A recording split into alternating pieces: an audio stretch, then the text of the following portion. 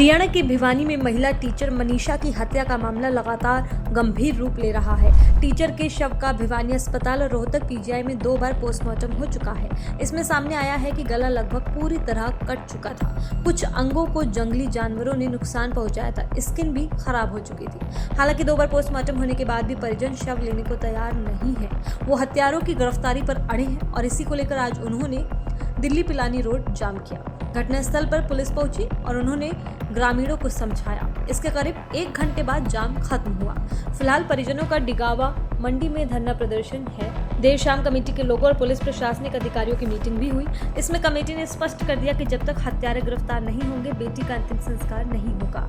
इससे पहले धरना स्थल पर सिंचाई मंत्री श्रुति चौधरी, इनेलो नेता सोनिया चौटाला, जेजेपी के नेता दिग्विजय चौटाला और लोहारू से विधायक कांग्रेस नेता राजवीर फटिया पहुंचे। इस दौरान मंत्री श्रुति चौधरी ने कहा कि सीएम नायब सिंह सैनी इस मामले को पर्सनली मॉनिटर कर रहे हैं। एसपी को हटाया जा चुका है और दोषियों को पकड़कर जल्द कड़ी से कड़ी सजा दी जाएगी। बताते चले कि हरियाणा का लेडी टीचर हत्याकांड लगातार तूल पकड़ रहा है। देखने वाली बात होगी कि आखिर इस पूरे मामले में आगे और क्या कुछ निकलकर सामने आता है और क्या इंसाफ मिल पाता है या नहीं, ये भी एक बड़ी बात रहेगी।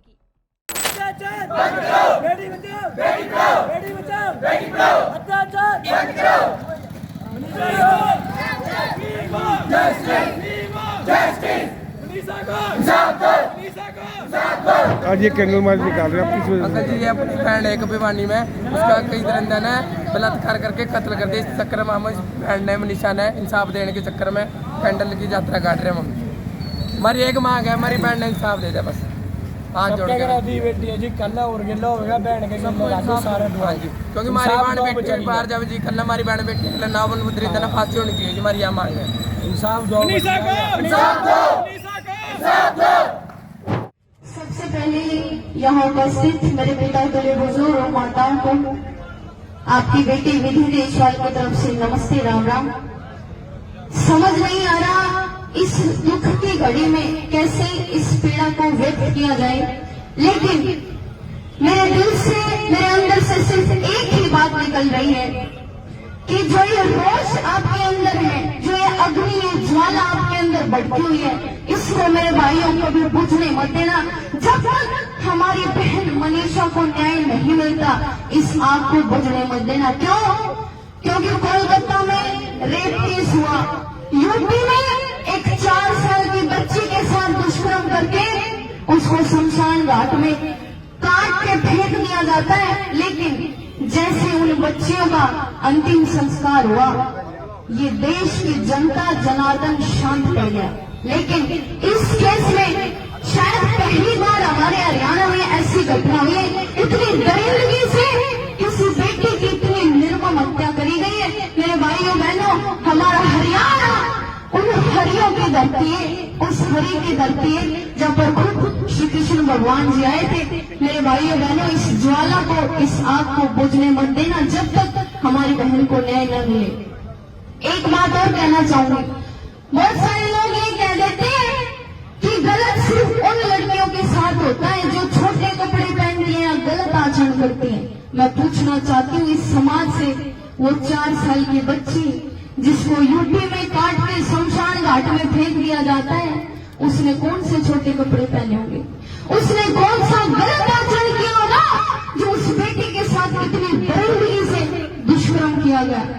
मेरे भाइयों बहनों, बस यही विनती करती हूँ, इस ज्वाला को कभी जब तक न्याय ना मिले इसको बुझने मत देना। और एक बात और, मैं अपने समाज के बीच में खड़ी हूँ, ये बात मैं जरूर बोलना चाहती हूँ। हमारे जितने भी कलाकार साथी हैं, मेरे भाई हैं, मैं भगवान ने जितनी भी थोड़ी बहुत मुझे कला दी है, मेरा कोई भी कार्यक्रम हो, कीर्तन हो, जागरण हो, किसी भी प्रकार का हो, मैं अपनी तरफ से पूरा प्रयास करती हूँ कि जागृति फैलाई जाए। हर कीर्तन में, हर जागरण में मैं इस मुद्दे पर आवाज उठाती हूँ कि एक लड़की जब भी घर से बाहर निकलती है ना, उसको 100 चीजों का ध्यान रखना पड़ता है। मेरे कपड़े तो ठीक से, कुछ उड़ा तो नहीं है, लेकिन फिर भी कुछ दरिंदे, कुछ हरामखोर नुक्कड़ों पर खड़े हो गए बहन बेटियों को गंदी नजर से देखते हैं। मेरे कलाकार भाइयों से विनती करती हूँ, जो आप ये गाने बनाते हो ना, इतने गंदे गंदे शब्द हमारी बहन बेटियों पर लिखते हैं, इनका असर जो युवा है ना हमारा, 90% युवा इन्हीं गानों को सुनता है।